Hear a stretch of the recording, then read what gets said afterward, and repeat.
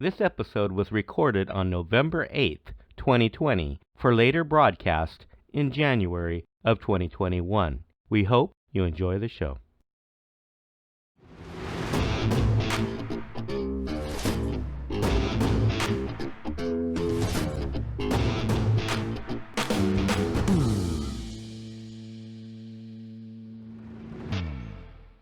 Hello, everyone.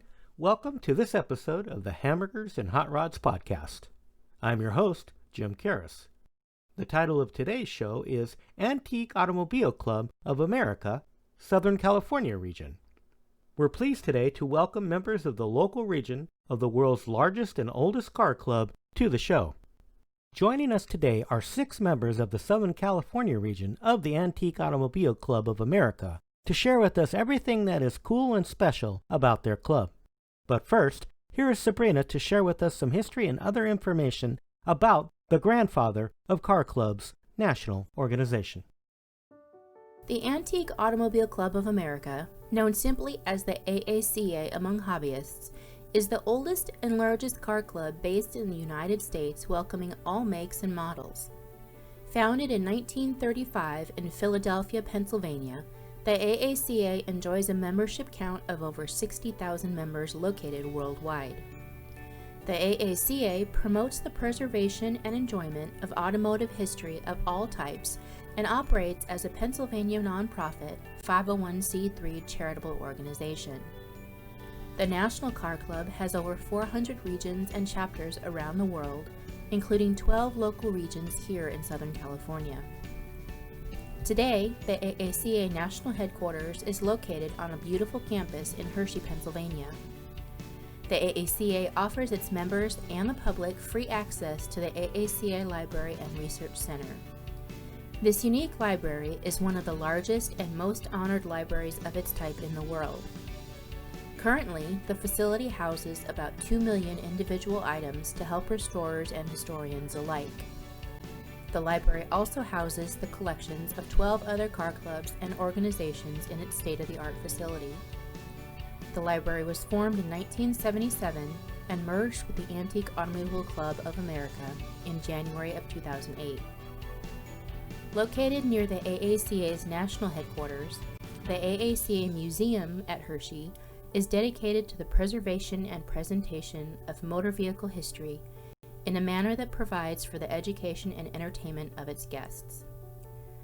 Established in 1993, the museum operates as a separate legal entity and is a Pennsylvania nonprofit 501c3 educational institution. The museum's new 71,000 square foot facility opened on June 26, 2003. The museum's goal is to deliver a world-class automotive experience through innovative and interactive exhibits that appeal to all ages and illustrate the historical evolution and potential future impacts of one of the most culturally defining innovations of modern times. Offering noteworthy exhibits and an ever-growing permanent collection, the museum welcomes guests of all ages to enjoy the wonders of invention, interactive educational displays, famous and one-of-a-kind vehicles, and family fun. The AACA Museum at Hershey ranks among the top automotive museums in the world and has been recognized by the Smithsonian as an affiliate museum. The museum is home to the Kamek-Tucker Collection, the world's most extensive collection of Tucker automobiles and memorabilia. The museum also houses the Museum of Bus Transportation Collection. From its inception, AACA has had one goal: the preservation and enjoyment of automotive history of all types. From national meets and tours to regional events, AACA brings enthusiasts together through exciting national activities and friendship. The club has been recognized around the world for its award-winning 100-page full-color magazine, published bi-monthly and distributed to all the club's members. The Antique Automobile is a premier national car club publication. To learn more about the Antique Automobile Club of America, you can visit the National Club's website at aaca.org. With us today is Region President Bob Pritchard and club members Joel and Kathy Feldman, Howard and Betty Green, and Dwayne Hinkle of the Southern California region of the AACA. Please join me in welcoming our guest today. Welcome to the Hamburgers and Hot Rods podcast. We're so excited to have you all. Bob, why don't you introduce everybody that you have with us today? Okay, we have myself. I'm the president, been president for about 8 years, and probably one of the newer members. We have also Joel and Kathy Feldman, who've been in the club since back in the 60s. So they go way back, and they'll be good about the history of the club. And then we have Howard Green. I'm not exactly sure how long Howard's been, but I know he was in the club before I got here. And then Dwayne, I'm not sure. I think he just joined recently. And we're fortunate we have 40, 45 members every year. We sort of loose-knit group, but we all discuss things, what we're doing, different things. Joel, of course, puts together most of our tours. Kathy is the editor of our bi-monthly report. And then Dwayne is always available. He's our webmaster. He puts together our websites, which is extremely interesting. And so I'm new to the area. I got here in 2004, and the story, I reunited with the lady I dated in college, and then Congratulations. we got back together after 40-some years, and that's the reason I'm in LA now. And tell us, Bob, so you've been in the club for about how long? 2004. Okay. I was in the club in Memphis. I was living in Memphis most of my life. But I was in AACA in Memphis and then moved out here, joined her. And then moved out here, yeah. But you've been in the region since about 2004. Yeah. And tell us about, I'll go around and ask each of you, but tell us, we'll start with you. How about your car or cars? When you go out on a club event, what is it that you will be driving? I've got a 1954 Oldsmobile Super 88 convertible. Oh, that's nice. Very nice. My dad bought new. I have all the original paperwork, the original bill of sale. I have all the paperwork in it. And I went and retrieved it from Florida. My dad passed away in 76. Then in the end of 1998, I decided it was time to either play golf or do the car. So the car got done. It took me 3 years for a total restoration. Oh, wow. That's awesome.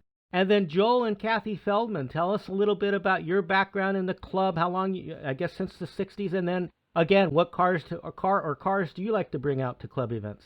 Back in the 60s, we belonged to different clubs, and they had really nice shows, but I was talking to different people, and I said, who goes out on the road and likes to use their cars and do road events and go to see different collections and things? And everybody came up with the same club.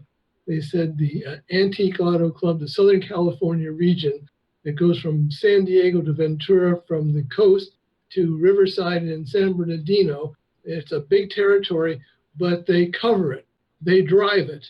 And they said if you like driving, that's the group. And so we went, and they were the friendliest group.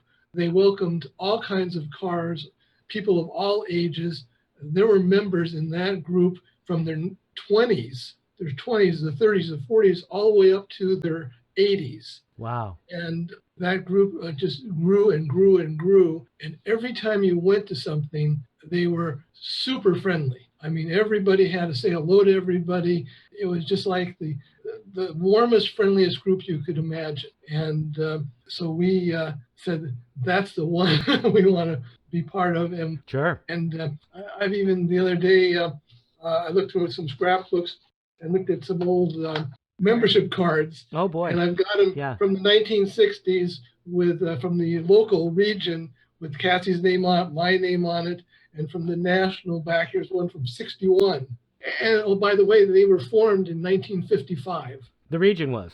The region was, and they grew up through the 1970s. I'll show you one thing here that's interesting. Back in the 50s, look at the cars that they went out in. Wow. And in the 60s and 70s, then they would do the tours with the newer cars. Here's one from 1974. And I'll make one comment. I asked one of the members years ago, I said, why are you so strong and healthy? And he says, I've got a self-starter on my car, but I crank it. And he says, when we go on these meets and we go to these different places, I crank it. You'll see me start the car, go out there, and my wife will retard the spark, and I'll crank it and go. And so I said, that's great. And the other thing about the club was that I would say that 75% of the members worked on their own cars. They either restored them fully themselves or they knew. And when we would go someplace, if a car broke down, everybody would stop and they'd all get out, and you had all these mechanics and they'd all go through the car and they'd fix whatever it was, and then we'd all move on. And that was one of the really friendly things about the group. And you always had to see the car in front and back of you. And we all stopped. And when we went someplace, we always stayed together. And so it was a group that was together. They always did things like that. Kat? Cars. Oh, cars we've got. We have a 1930 Model A Ford touring car. Very nice. The police first radio patrol car for California, Pasadena Police Department. A 1931 Cadillac town sedan that belonged to the president of General Petroleum, which was Standard Oil. And he went and saw the oil wells come in Long Beach with that car. And then we have a 32 Chevrolet Deluxe Roadster, and that car we really like. And we have a 1971 Buick Centurion convertible.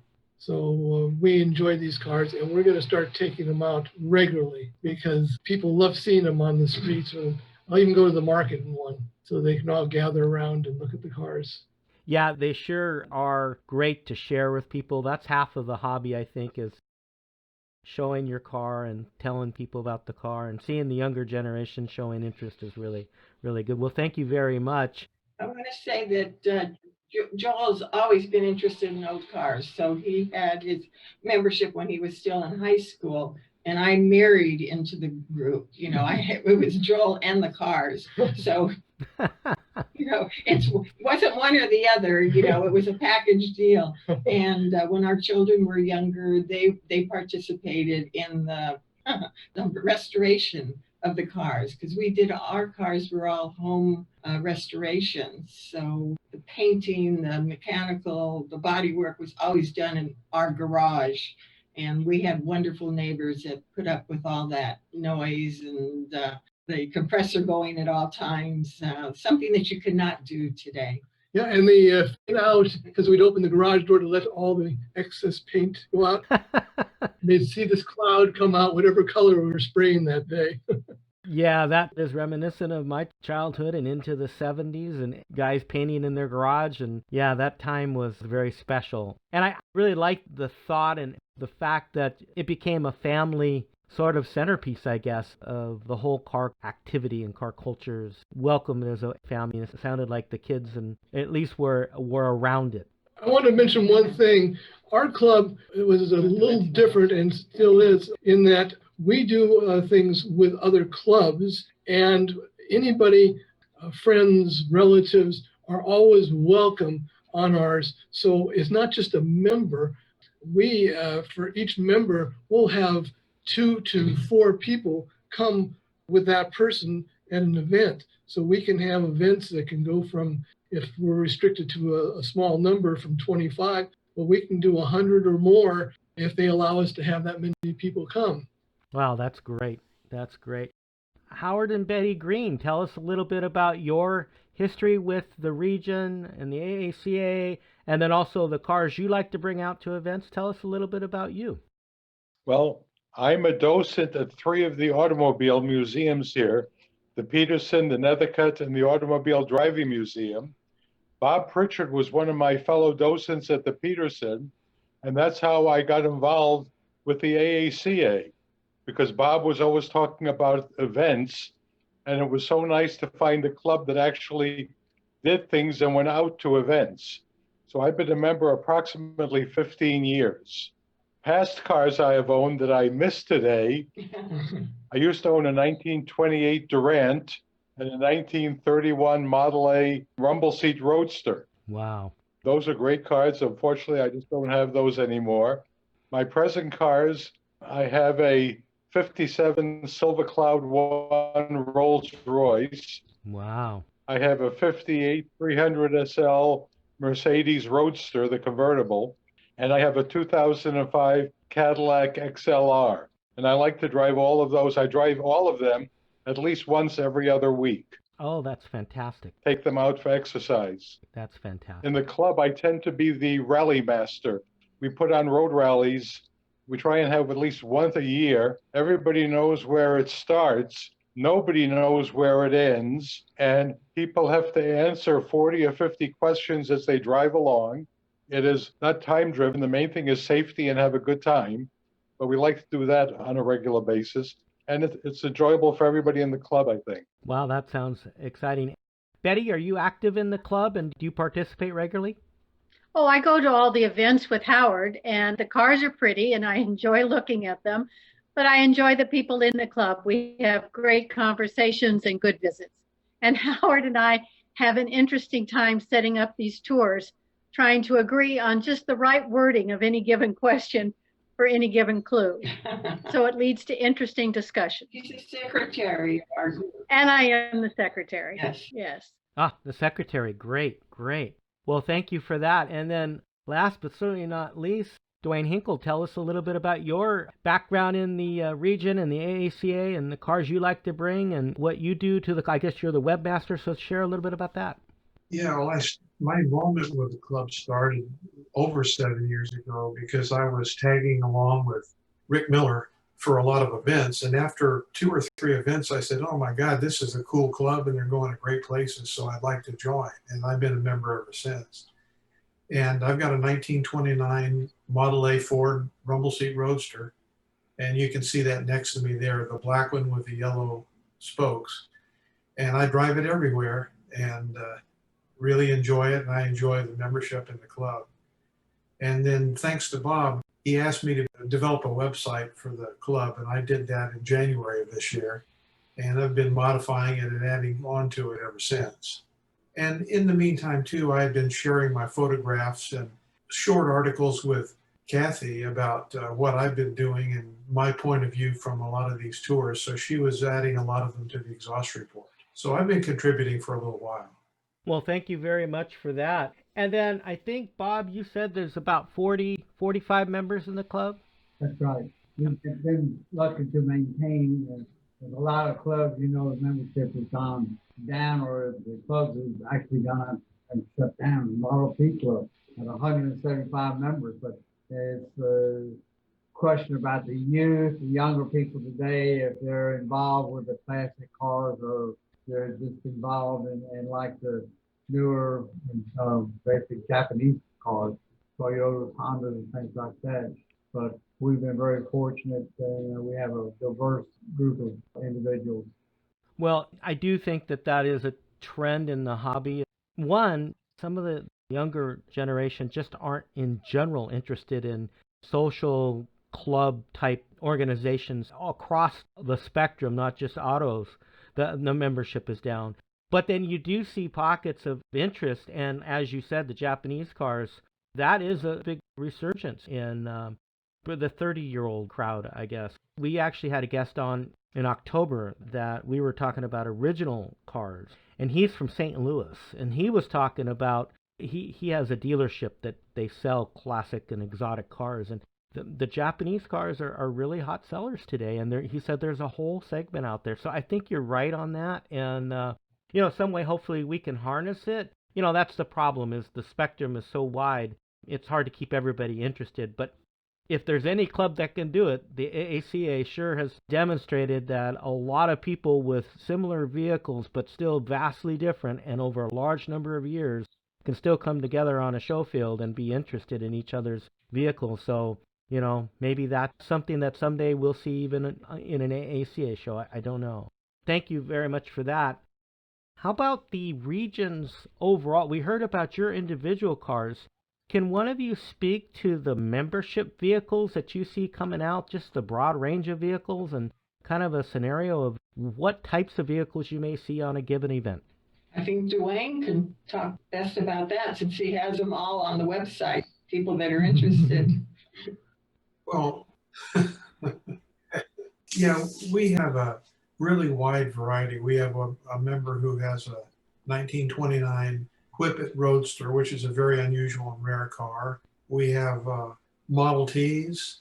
We have mid-century Buicks, and we've got a 52 Studebaker, and we cover the range. And if you do visit our website, it's AACASocal.com, and you'll see a page with photographs of our members' cars. And it's a really wide variety. Guy was a singer racer. Oh, yeah. That's right. I forgot about, we got a member with 2 race cars. Oh, wow. Wow. Are they vintage race cars? Yes. The singer, and what's the other one? I think it's a Pontiac, isn't it? Yeah, I think so. Oh, I wasn't aware of that. It's an early Pontiac, like 1917.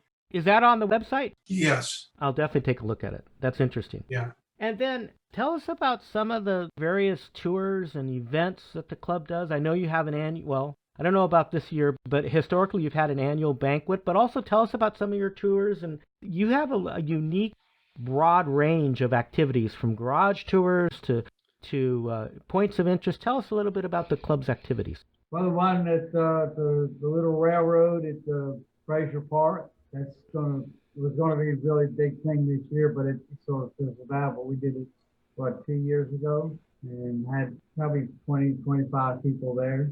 Then we've been to many, many garages of people, different garages that people have. And then we did the tour to the neon sign place. So it's, what we do is very varied, and it's very interesting, some of the places that we've been. I can tell you I was on the neon sign tour, and that was probably, 4 or 5 years ago. And Sabrina was so astonished that a car club would pick that point of interest. And it was really, to this day, we talk a lot about that tour. The other tour that I was on that the club did that I should say I've been a member of the region since, I don't know, 05, somewhere in there. Although I'm not really active because I live in Orange County and I just haven't been active. I always see things posted in the newsletter that I want to go to, and then for one other reason I just can't. But one of the ones that we went on that I really enjoyed, and to the audience it may sound strange, but it was one of the best tours, was you guys did a tour that I went on that I thought was just really great, was the Galpin tour, where we toured the dealership, but we went to across the street and saw all the exotic cars, and then we went down to the shop, and then we went to the motorsports. And then we ended up having lunch there at the Horseage Carriage Cafe, I think it was. That was a great tour. And the uniqueness of your tours is, I think, really something special. You guys have picked some really interesting places. The tour out to Glendora, to the castle, that was another one that we went on. So I appreciate that. And then you mentioned a garage tour. Explain for someone who may not understand what that really is. Okay, we have friends of the club members that have special collections. One of the garage tours that we went to in Hollywood, and were invited back. They had automated musical instruments in the house, outside in a special room built. So we got to see all kinds of Nickelodeons and things. And then he had in his garage there, he had one mounted on a Model T Ford truck, and we went there and saw that. What I like about the garage tours is we drive up to this nondescript warehouse and you go, what are we doing out in this area? There's nothing here. And then someone will open the door and your mouth just falls open because of the way the cars are set up in there, or how many cars. One of our favorites is always going out to the one where he set it up like a drive-in theater. All the cars are in a semicircle. There's this tremendous screen in front, and you're welcome to sit in the cars. And then he has the soda fountain behind you. And, it's just amazing what people have in their so-called garages. And these are private collections. Private collections. Another one has a full carousel inside their garage. A full carousel. Oh my gosh. And again, the opportunity to view some of these treasures around Southern California is through participation in a car club such as the SoCal region. Some of the best tours, the best private collections that I've seen in my realm in the hobby has been through car clubs. So that's really one of the strong offerings I think the club provides its members is access to these really unique cars.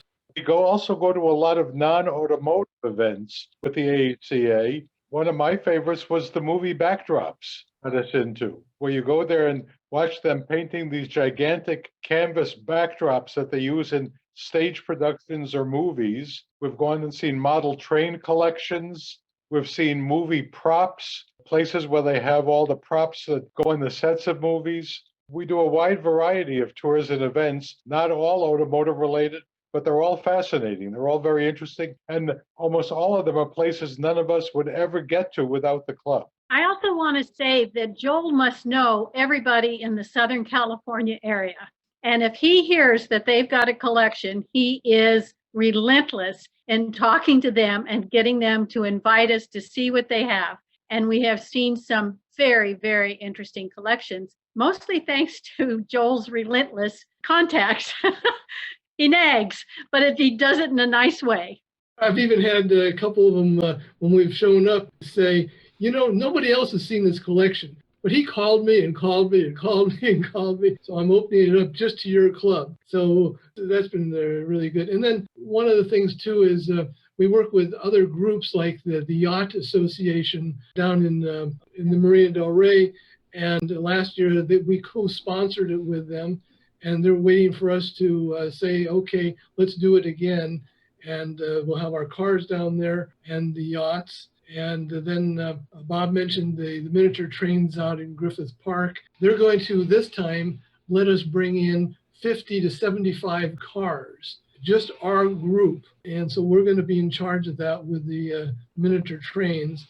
And we're going to have the whole parking lot and all the roads around there. We'll be able to park on the grass. And the trains will go around us, and we'll have dedicated trains to go on. And so they're just waiting for us to say, let's go, and they'll set up a date. So as soon as it's safe, we're going to have really a special event out there. Probably have 100, 150 people show up. Oh, that'll be fun. Wow. Yeah, that's with the live steamers, and most people don't know about that part of the exhibit. They all go to Travel Town. Sure. And see the full-size trains, but not too far away is the live steamers. That's fantastic.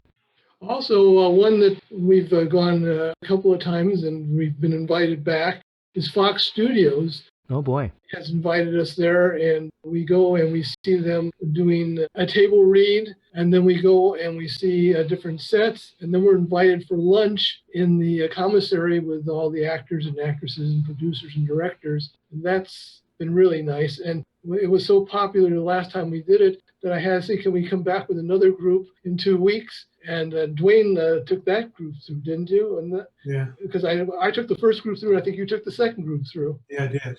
Yeah. That's awesome.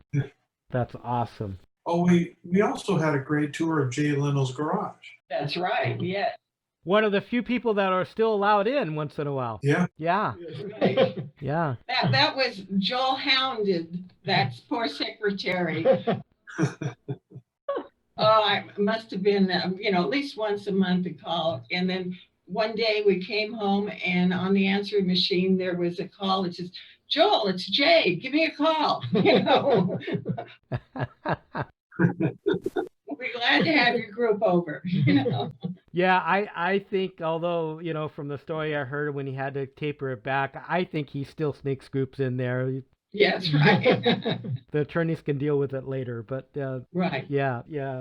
Limited to 10 people now, and it's an hour tour. First time we went, what happened was the Model T Club, I believe it was, tour of Jay Leno's garage. They had like 150 people show up. And he said, no tour today. Yeah, sure. Joe kept working on it, but the first time I think we had like 20 people. First time we went, I believe, and now it's cut down to 10 people, and it's about an hour tour. What he let us do is bring in groups of 20. So I had one group, and then another group would come. But the reason he then invited us back later is because he said, you listen to what I said. And each group wasn't 19, wasn't 21. Each group was 20, and they took them through. Then the next group would go through. And he said they showed up when they were supposed to. They didn't come early. They didn't stay late. So he really appreciated how we worked with them. Oh, that's really cool. Very cool. Another thing I'd like to point out too is we do a lot of, I'd say, charitable events. We're going to go up to the VA in Westwood for Veterans Day, and we're going to stage a car parade for the veterans. Since we have to maintain social distancing, we usually have a picnic and a big gathering out there, but this year is going to be a parade. Yes. And then Bob sets up a couple times a year. We show cars at the Blind Children's Foundation in Los Angeles. And that's a really special event where the kids get to come out and sit in the cars and honk the horn and drain the batteries. It's a lot of fun. And then I know you have an annual banquet. For many years it was at Tao. And you always have some unique guest speakers. Can you talk about some of the guest speakers you've had? Do you remember? Well, we had that gentleman who has the antique race cars. He talked about those, and now he's a member of the group. Skin Knuckles. Yeah, Neil Macon of Skin Knuckles magazine. Oh, Skin Knuckles, yes. Yeah. Yeah, there's been a few of them over the years that you've had that were really unique, and that's kind of a neat thing. And Michael Patras has spoken to us in the past, and he's in charge of the Historical Society to get the, what is it, the train that goes up to, come on, help me, you guys. The one that used to go up in Pasadena up to the hotel up there. Oh, at the Huntington? No, at the top of the mountain. Oh, Mount Low. Mount Low, thank you, yes. Yes. Oh, yeah. We had a speaker that had the topic of the balloons during, was it World War I that were very important. That was very interesting. The whole gamut. The whole gamut. Yeah. It doesn't have to be about cars.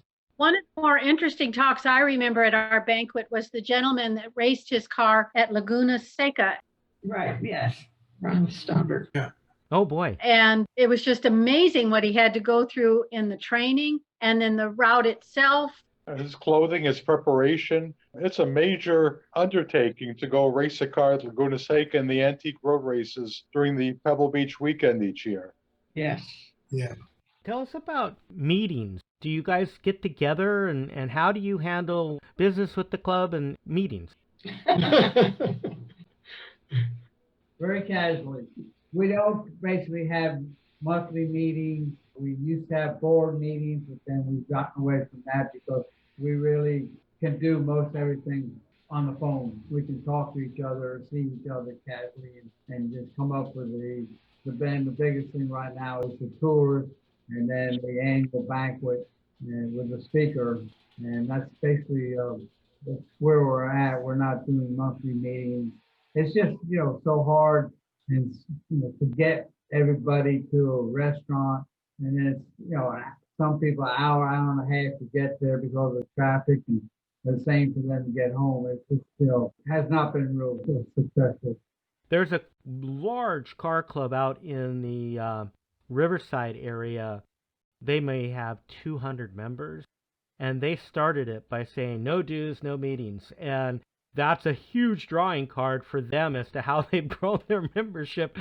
We personally belong to several clubs that have, meetings, breakfast meetings. I like the breakfast meetings over the evening meetings. Some clubs we belong to, they have midweek evening meetings, and it's hard for me to get there sometimes. So that's actually a selling point to many, I guess. But and then the other thing is, I think you're able to do it because you've all been in the club so long. You work together real well, and it doesn't take a lot of words to get things done. You just know what needs to be done. So that probably speaks to it a little bit. That's cool. And I think it's also because our group, the membership is spread out in a large area. So to find a central meeting place all the time, it gets a little difficult. So telephone calls or, the exhaust report, that covers a lot of, information for everybody. Well, and that's kind of where we're going to talk about next. So you just did a good segue. Tell us about the exhaust report, is the Region's newsletter. Tell us a little bit about it and what the contents are and who helps make that all happen. Well, it's a big group effort to accomplish this newsletter all the time. It's more than a newsletter, okay, but it's, our way of communicating with all the members, and it is called the Exhaust Report, and it's always been the Exhaust Report. And, I encourage people to put in articles of where they've been or their interest in the cars and whatever. And as Dwayne said earlier, he's a big supporter of my Exhaust Report. He's wonderful. He seems to always be going out with his car to these interesting places. So he does a lot of reporting. Bob has to put in his president's message all the time. The reason we started this up again, we always had the Exhaust Report, and it sort of, dissipated after a while because people were just, more at ease with what was going on with the club. And we got newer members and they weren't that familiar. And I went to a board meeting with Joel and made the mistake of speaking up and saying that maybe you guys should put out a little blurb all the time of what's going on, because not everyone can attend the meetings. And they said, great idea, you're in charge, so you have to be careful. As you see, these are all newer members that are out very active in our group. So, with the membership, they have to say they will be involved. And unfortunately, this year, I haven't put out as much the Exhaust Reports as I had in the past. They'd be like 12, 14 pages long. And there's a lot of information in it for the group. We would share other groups' information as to their events. So it wasn't solely, this is what we're doing, type of thing. We opened it up to, all the groups. All the different chapters in the United States, we submit our newsletters and then we're judged on our newsletters. And this last year, I was honored as one of the top 10 newsletters for the group. Unfortunately, it was back in Chicago during the winter and I'm a California girl. So I was willing to go back to the banquet, but they did send me a beautiful trophy. So I share it with everyone in the group that puts in articles. Congratulations, and well deserved. It's a wonderful newsletter, and I have to say, I think the reason why you've been so successful, you've been the newsletter editor, I think, the entire time I've been a member. And I think you gave credit in the last newsletter, actually, which I believe is quarterly now. Yes. Yes. One of the things that you have done that's really well is you do have your whole cadre of contributors, of writers, and then also pictures. Right. So you've definitely garnered some help, which makes it a little easier to get done. Because to have one person make every event and then go back and take pictures of it and write it up. Sabrina did a newsletter for one of the clubs we belonged to for, I think, 3 years. And she loved it, but it's just so time-consuming if you don't have help. It is. Yeah. And then to put out a 13 or 14-page newsletter and have it really solid content. I mean, you guys are describing the events you're going to. It's a great newsletter. I get a lot of newsletters. We belong to a lot of car clubs, both locally and nationally. I belong to local regions around the country, believe it or not, of several clubs. And so I get a lot of newsletters, and it's definitely head and shoulders above most of what I get. So congratulations. One of the unique things about the region is you have embraced, you've talked about it a couple times already, other local car clubs where you're willing to do joint tours or tag along, or sometimes if you have a special tour and you can't fill it. I know, Joel, I think you do this. You put out the word to your other club and you fill the spots so people can enjoy it. Talk a little bit about that spirit of cooperation with the other local clubs. Well, they really want to participate with us because we're actually one of the most active and have more members than most of them. And when a club that's down to maybe, let's say, 10, 12 members, and we've got 4 or 5 times more, and we invite them, they say that it saves their club, and they really enjoy joining us. So we have these different groups that are waiting for my call, or yeah. And so I've probably got 4 or 5, a half a dozen groups that will join us, and they can bring in from 10 to 50 people apiece. So if I have a venue that can hold 200, 300, 400 people, they'll be there. and but most of them only allow 25 to 100. But still, I fill in with those. If it's a small club of a dozen people who want to come, I let them come, and they're really appreciative. The other thing that I'm going to do this next year, as soon as the virus slows down, I'll be putting out a calendar for at least 6 months. And I might do a full year so that everybody can plan, because some of these that we haven't been able to visit that committed themselves, there's some really good ones that want us to come. And we weren't able to come because of the virus. So I've got a list building up. So I'm going to call them all back and just say, okay, which months do you want in the next year? And I'll schedule somebody for every month. And so then all these other clubs are going to see where we're going, what we're doing, and they'll be joining us. And so we're going to have some really good events coming up as soon as we can all get together. Some of our events, or a lot of them, are of interest that are not car related, but our club members will drive their cars. So we'll have a big parking lot area where our cars will be parked. So it's like we have a car show, and then we have the main entertainment. And one of the things I want to, if I can convince one of the groups to do it, is when we used to have some of the shows, we would have not only showing the cars, but it was the games and events that went on. We had where they'd bring the whole family. We'd have three-legged races at a car show. We would have obstacle courses where we had to go around obstacles, and the one that wouldn't knock over the stanchions and things and would be the first one to cross, they would win a prize. And we had blindfolded driving where the passenger would have to tell, go to the left, go to the right. And then we even had the children and grandchildren on the running boards with spears, and they had to spear potatoes. And the one that would get back with the most potatoes would win. And these driving events were so much fun that I would love to have an event like that, where we sometimes they would give us an entire park and we could bring the cars in and do these fun car events. So that's one of the things I'd like to plan for the future, to do something like that. And then people can bring their cars that they crank and the newer ones, and everybody can do these car events. I think that would be a nice revival. I can hardly wait to tell my grandchildren that Joel's going to let him throw a spear at some event. My question was, were there any flat tires at that event? You mentioned the rallies. What's so interesting about the different events is you have points of interest where you drive, you have the tours where you all drive together, you have the rallies, excitement of not knowing where you're going to end up. All adds just different activities and excitement and topics that are really fun. And while I love car shows, I personally really like the tours and the rallies. Those are so much fun. Mm-hmm.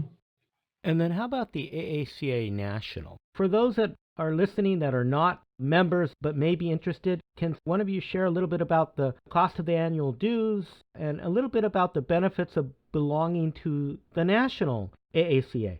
Well, each year, every region gets 10 free, a year's free of dues for the National AACA if you have not been a member before. So we have 4 of them available. And the dues, national dues, are $35. They put out a wonderful magazine, and of course they have their big events in Hershey. I haven't been there myself, but usually 1,000 cars or so in the car show, and then the huge monstrous parts sale. But it's interesting. The magazine is very interesting as well. And then everybody that goes back to Hershey, Pennsylvania for the yearly meet, they all come back saying what a good time they've had. So that's something, probably one of the nicest meets around. And if you need a part for anything, acres and acres of parts. Yeah, the Club magazine is another very well done publication, probably one of the best in the hobby for a car club. Yeah. Right. It's really well done. I think it's bi-monthly, if I recall. Yeah. Yeah. That's great. And then how about Southern California area AACA events? Can you recall of, not necessarily hosted by the SoCal region, but just generally other AACA events around Southern California that a national member would be entitled to participate in? Well, San Diego there's usually a West Coast National. And I think last year, Fallbrook, it was there, the Fallbrook Vintage Car Club. And San Diego has a very active AACA club down there. And I've been to 2 or 3 of their nationals.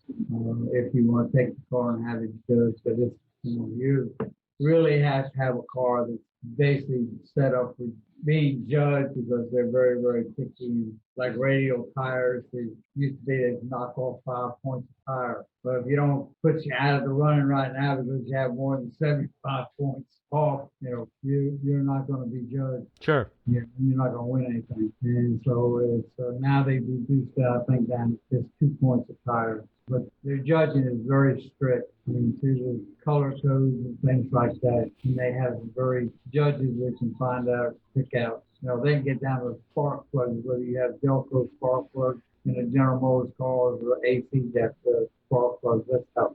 And then I think they've had events, the Desert Sands region out in Palm Springs area has held the regional event in the past, I recall. I've been out there to La Quinta, I think it was.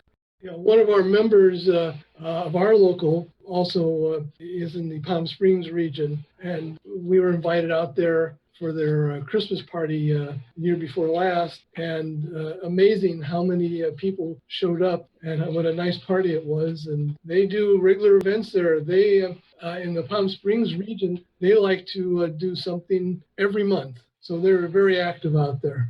Well, they have the weather for it, I guess, in the wintertime for sure. Yes. Yeah. Dwayne, you want to tell about the most recent little plaque that you have on your car and how you get that?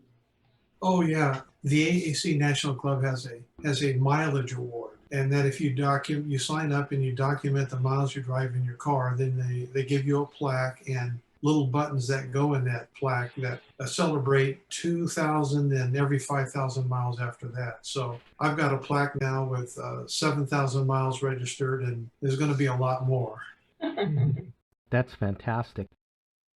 And then how about for the local region, for the Southern California region, what is the dues? $20 a year.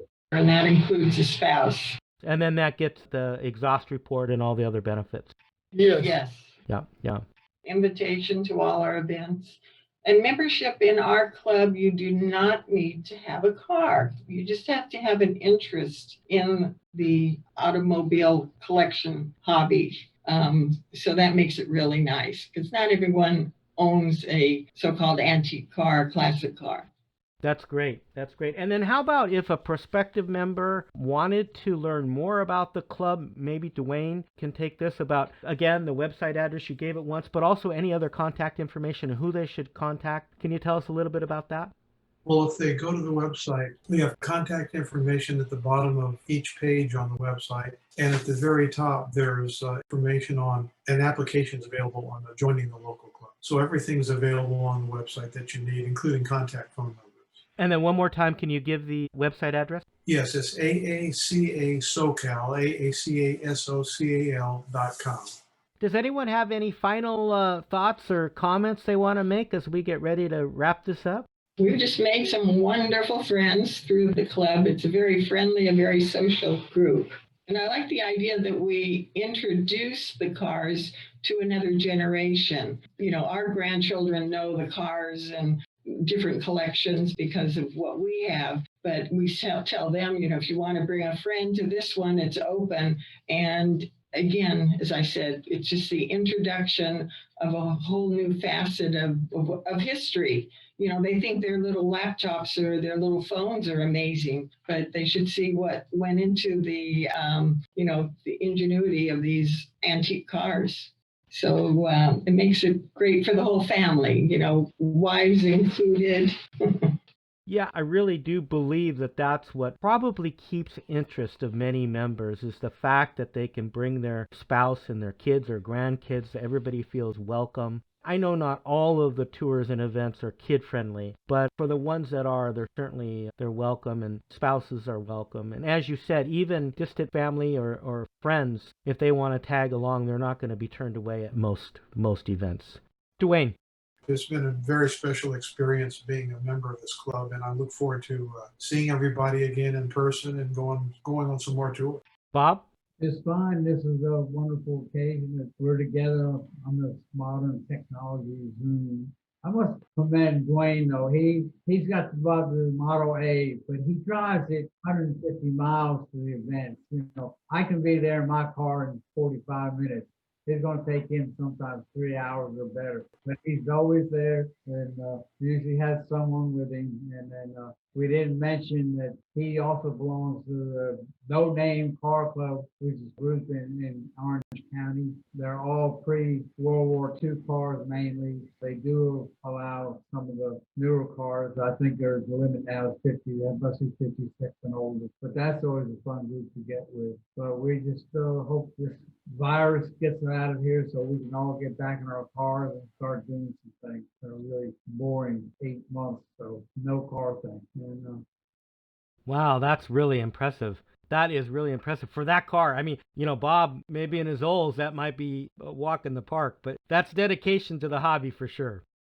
Well, thank you so much to each of you. You know, anyone listening to this will certainly understand why you all enjoy it and the chemistry between all of you. It's been a lot of fun. I've really enjoyed our time today and our time in the club. Thanks so much. And if there isn't anything else, we'll go ahead and wrap it up. Okay, appreciate the time. That was great. Thank you very much. Bye. Thank you. Thank you. Bye. Bye. Okay, thank you. Thank you. Thank Okay, good seeing everybody.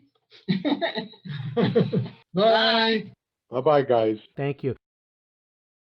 And now, here is Sabrina to share with us a little bit about our next episode.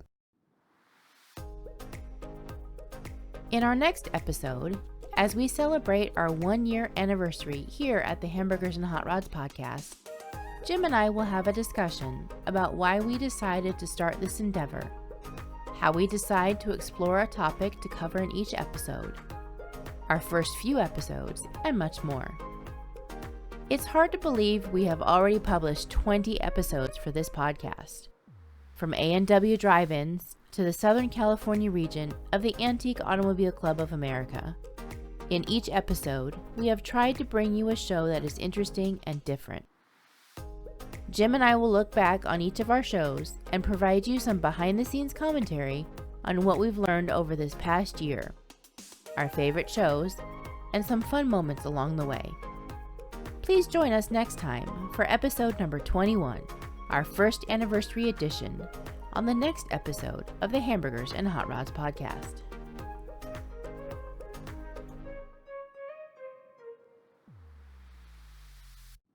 Please join me in thanking Bob Pritchard, Joel and Kathy Feldman, Howard and Betty Green, and Dwayne Hinkle for spending time with us today.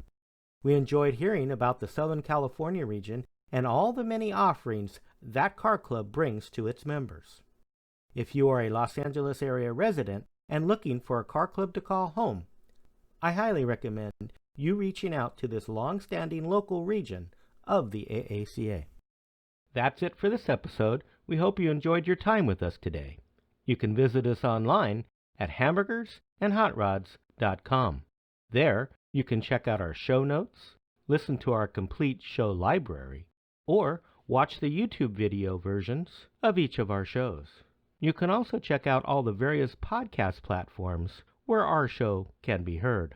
We can also be found on Facebook, where video versions of each of our shows are also posted. And we're on Twitter and Instagram. So subscribe to our channel, click the notification bell, give us a like, and be sure to follow us on your favorite social media platform to never miss the latest show. Until next time, thanks for listening. We'll see you then.